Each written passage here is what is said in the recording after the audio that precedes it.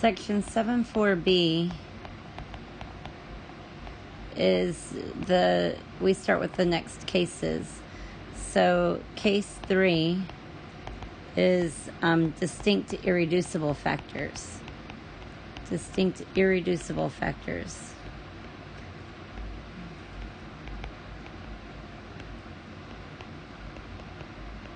Now, when you consider these, irreducible factors are often quadratics that can't be factored in any way. So that's why we call them irreducible. So let's talk about number 24.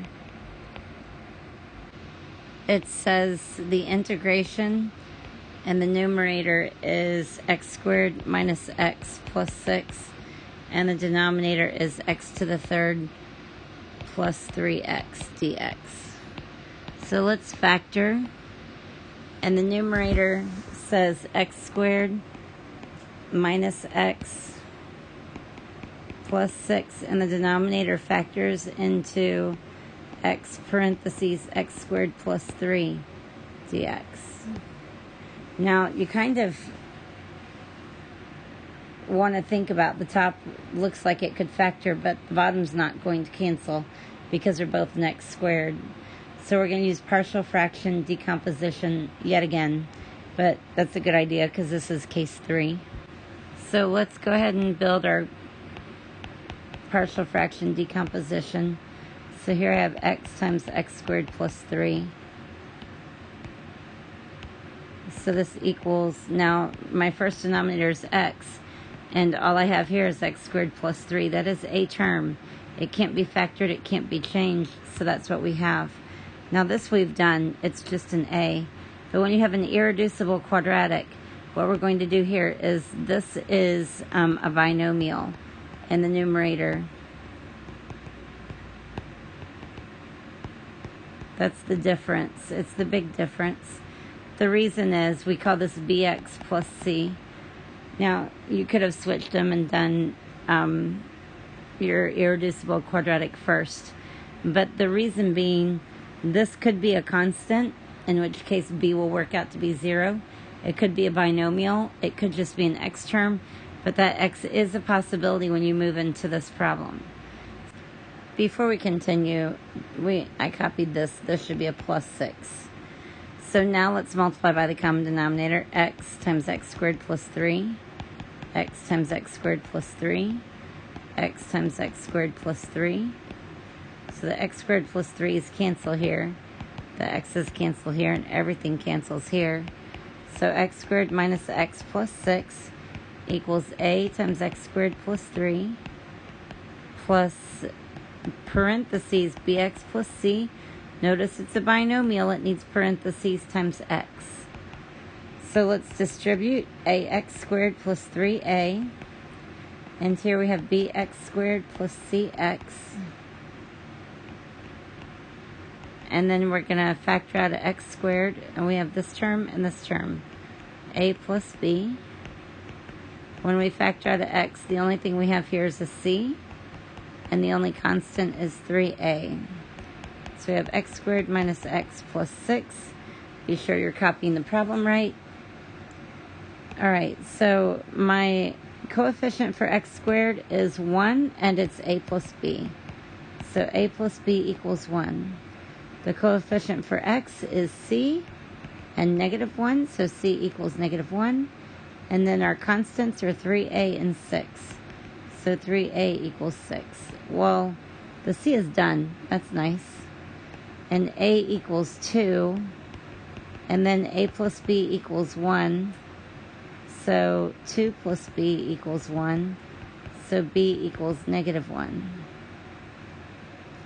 So now we're going to come back over here and say the integration of x squared minus x plus 6 over x times x squared plus 3 dx equals, we start off with a over x, so the integration of 2 over x dx plus the integration of bx plus c.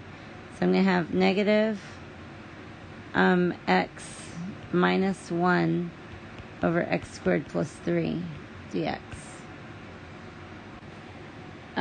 This one, 2 over x, is easy. So we're going to call it 2 natural log absolute value of x plus. Now, if we let u equal x squared plus 3, then du is 2x. And that doesn't help me because I have a binomial on top. Did you understand that problem? So let's split this into 2 fractions. So let's do the integration of negative x over x squared plus 3 dx. Do you see how u sub is going to be helpful there? If u is x squared plus 3, du is 2x, so that's good. Plus the integration of negative 1 over x squared plus 3 dx. Now that one's a little different. Let's handle the one in the middle. Let's let u equal x squared plus 3. And then du is 2x dx. So dx is 1 over 2x du. By the way, that doesn't work over here on the side because there's no x in the numerator to cancel it. You can't mix and match u's and x's. So we have 2 natural log absolute value of x plus the integration of negative x over x squared plus 3. The x squared plus 3 is u. Negative x over u times 1 over 2x du plus, let's pull that minus out of here. So let's say minus the integration of 1 over x squared plus 3 dx. Here the x's cancel. So we have 2 natural log absolute value of x plus, let's go ahead and pull that minus out, minus the 1/2 times the integration of 1 over u du. Pause for a second and think about that. We pull the 1/2 out front. We can pull the negative 1/2 out front. We're left with 1 over u. Minus the integration of 1 over x squared plus 3 dx. I know, I haven't done that one yet. I'm not going to yet. So we have 2 natural log absolute value of x minus 1/2 natural log absolute value of u minus the integration of 1 over x squared plus 3 dx. So we have 2 natural log absolute value of x minus 1/2 natural log absolute value of u, which is x squared plus 3, minus the integration of 1 over x squared plus 3 dx. Well, now we're at the part where that's what we need to do.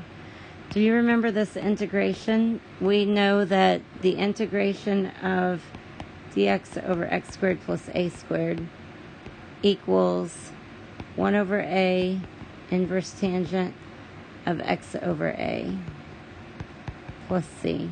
That's going to be what we use here. Notice the x squared plus a squared. So we say 2 natural log absolute value of x minus 1/2 natural log absolute value of x squared plus 3 minus, now in this case, you're going to take the square root of this and it's the square root of 3. So everywhere we see an a, we're going to put the square root of 3. So we have 1 over the square root of 3 inverse tangent x over the square root of 3 plus c. But you have to rationalize your denominators. So we have 2 natural log absolute value of x minus 1/2 natural log absolute value of x squared plus 3. We could use parentheses there because that's always positive. Square root of 3 over 3, inverse tangent. We kind of leave this the square root of x over 3 because if it has a square root in it, it might cancel. And that will be your answer. So this is the case I want you to catch here, is you have an irreducible factor, so we have a binomial in the numerator. Okay, so let's look at case 4.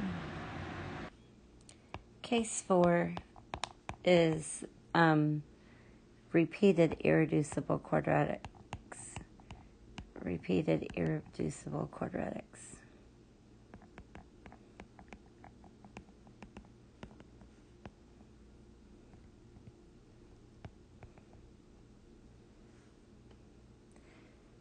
So let's look at number 26.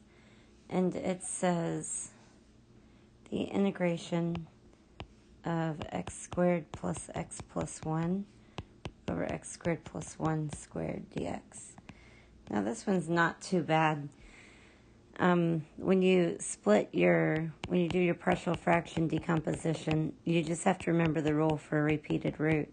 So first of all, the rule is when you have a quadratic, then when you have an irreducible quadratic, then we need a binomial as our numerator. And when you have a repeated root, then you're going to list it to the second power and to the first power. So let's write let's not start there. We have x squared plus 1 squared. We also might have x squared plus 1 to the first. So up here we have ax plus b, and here we have cx plus d. And then the problem works the same. It's just setting it up carefully. And remember that note. Let's stick the note here. The integration of 1 over x squared plus a squared dx is 1 over a inverse tangent x over a plus c. So those are the things you need to make this one happen. Let's multiply through by the common denominator of x squared plus 1 squared. So we're going to write that on every term as we've been doing. So here they cancel completely, as they should. X squared plus x plus 1. Here they cancel completely. Ax plus b plus cx plus d in parentheses. And only one of them cancels here, so we have x squared plus 1. So we have ax plus b plus, we're going to do FOIL, cx to the third plus cx plus dx squared plus d. Now 4 variables means 4 equations to solve, so it's not looking exciting. So here I have x to the third, and my coefficient is just c. So that's that term. And then x squared, so I just have a d. I like to do parentheses because it helps me see it easily. So if you think it's crazy, feel free to do whatever. X, I have a plus c. And then my constant is b plus d. So this equals x squared plus x plus 1. Now this one's different because I have no x squared over here, x to the third over here. So technically that's 0. So c equals 0. So like I said, sometimes there'll be a binomial and sometimes not. And then with my d, my coefficient of x squared is d. So over here that's an understood 1. And then I have a plus c equals the understood coefficient of 1. And b plus d equals the 1 for that. So a plus 0 equals 1. So a equals 1. And then b plus 1 equals 1. So b equals 0. So that's an interesting problem. It doesn't always work out like that, but it's not a bad thing. So we have the integration of x squared plus x plus 1 over x squared plus 1 squared dx equals. So here we have ax.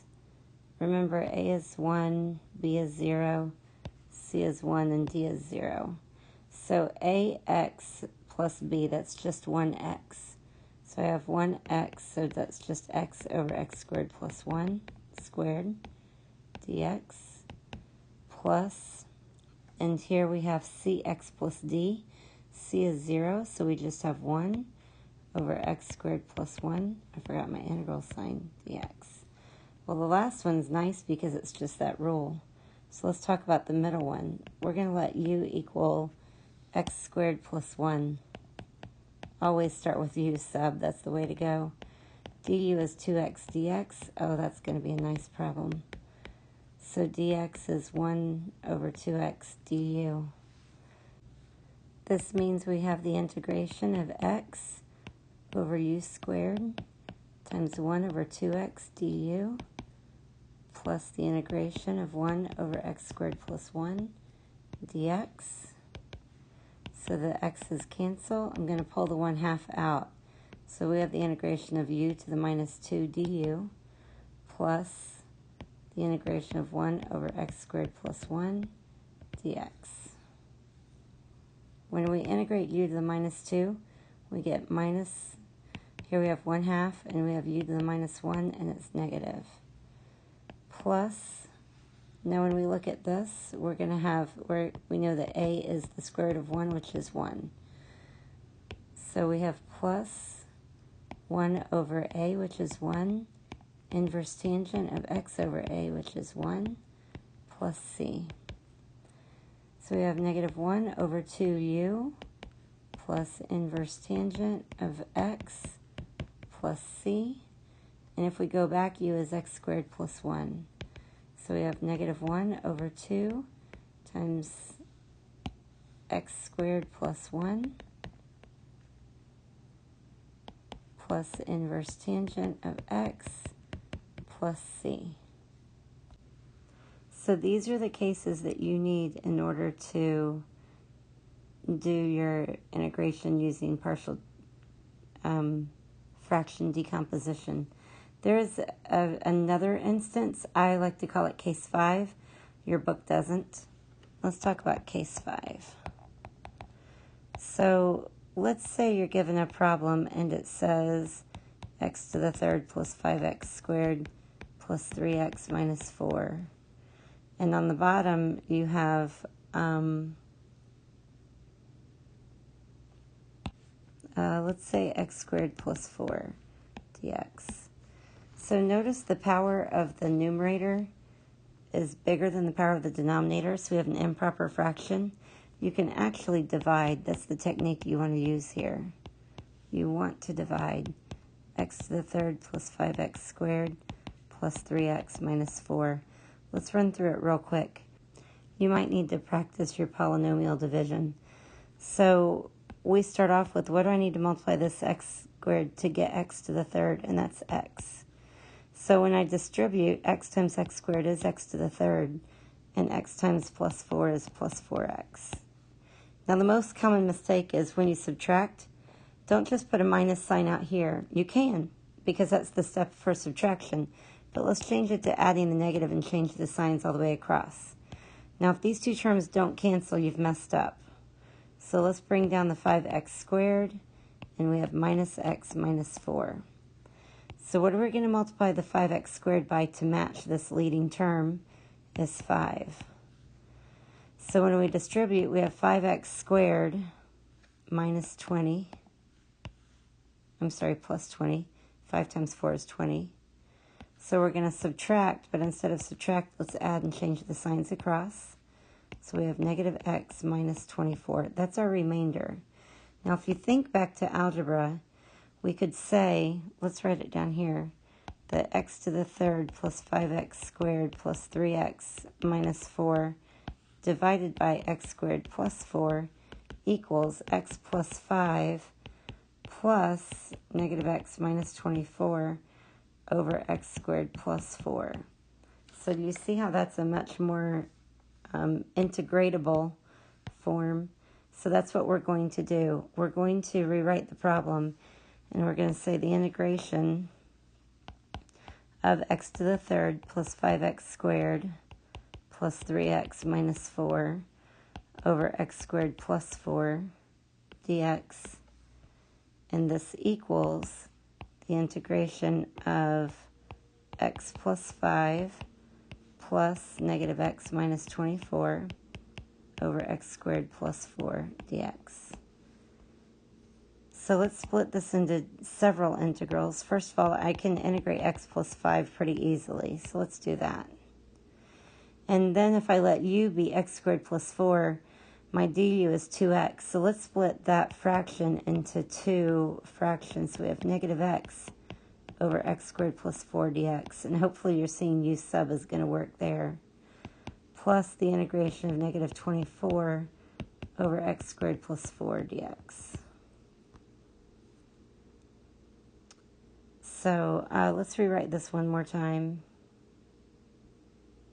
We have the integration of x plus 5 dx plus negative, instead of saying plus negative, let's just say minus the integration of x over x squared plus 4 dx, minus 24 times the integration of 1 over x squared plus 4 dx. Hopefully at this point you can see that this is that inverse tangent and this is easy integration. So we're going to use u sub here. Let's let u equal x squared plus 4. Then du is 2x dx. So dx is 1 over 2x du. So let's integrate. The integration of x plus 5 is 1/2 x squared plus 5x minus, and here I have x over u times 1 over 2x du. The x's cancel. Minus 24 times, now here, can you see that a is 2? So we have 1 over 2, because it's 1 over a, inverse tangent of x over a. That's something you're just going to use so much that you need to just go ahead and learn it. It happens so frequently. Life is easier if you know it. So we have 1/2 x squared plus 5x minus 1/2 the integration of 1 over u du minus 12, because 24 times a half is 12, inverse tangent of x over 2 plus c. So we have 1/2 x squared plus 5x minus 1/2 ln absolute value of u minus 12 inverse tangent x over 2 plus c. So we have 1/2 x squared plus 5x minus 1/2 natural log. And remember, u is x squared plus 4. So we can say absolute value, but x squared plus 4 is always positive, so it's not really required. 12 inverse tangent of x over 2 plus c. Now another way you could write it, this answer is beautiful. It's acceptable, it's good, life is good. You could say 1/2 x squared plus 5x minus, you know that natural log, the 1/2 moves up as a power. You could move it up here. So then you have natural log square root of x squared plus 4 minus 12 inverse tangent of x over 2 plus c. So just know that either of those are good. You can do lots of things with that 1/2 power. Well, I guess that's all you can do with that 1/2 power. So I would say you have 5 cases. So let's look at them real quick. So distinct linear factors, that's where you see your denominator factors into like x plus 2 times x plus 3 or x times x plus 3. So you can see distinct linear factors, and that's not bad. Case 2 is repeated linear factors. That's where you'll have like x plus 1 quantity squared. So you list it once and then you list it again. Case 3 is distinct irreducible quadratics or factors. Irreducible means it can't be reduced, so we tend to call them quadratics. We tend to see that most. So when you have that, you have a binomial as your numerator. So you'll have bx plus c or ax plus b, but you'll have a binomial for your numerator. Case 4 is repeated irreducible factors. So if you have it to the squared power, then you're going to write it squared and write it once, like in the example that we just did. Case 5, you'll have a larger degree in the numerator, so you just need to divide and work with the answer to your division. So practice these. You can do them. They're not too bad as long as you remember your partial fractions, and if you don't, you can let me know, and I'll look up a video for that, or maybe build you one. But we kind of walk through it, so you might be okay. So enjoy. Thank you.